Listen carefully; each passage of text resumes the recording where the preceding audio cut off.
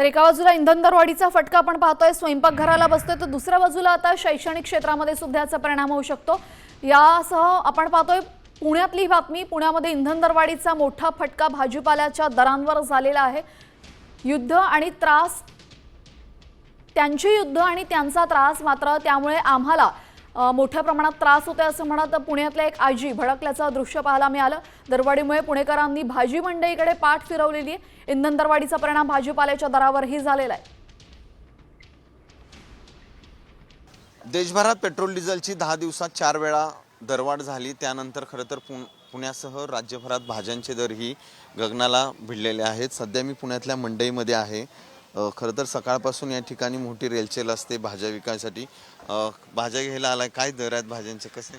भाज्यांचे दर हे दुप्पटच झाले म्हणायला काही हरकत नाही आहे। कारण की मी आत्ता 2-4 स्टॉलवरनं जाऊन आलो की प्रत्येक भाज्यांचे दर मागं 10-10, 15-15 रुपये वाढलेले आहेत। खूप भाज्यांचे दर खूप प्रचंड वाढलेत। हे पेट्रोल वगैरे वाढल्यामुळे आम्हाला ह्या महागाईचा प्रचंड फटका बसतोय। तरी सरकारने ह्या थोडंफार लक्ष घालून काहीतरी करावं आमच्यासाठी। महिलांचं तर खूप प्रॉब्लेम झालेला आहे। भाजी वाढल्यामुळे सगळं किचनचं गणित कोलमडलं आमचं।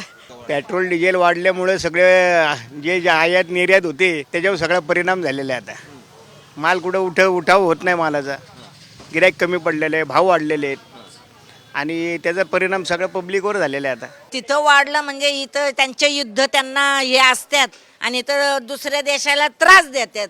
बाकी अजून काय पाहिजे?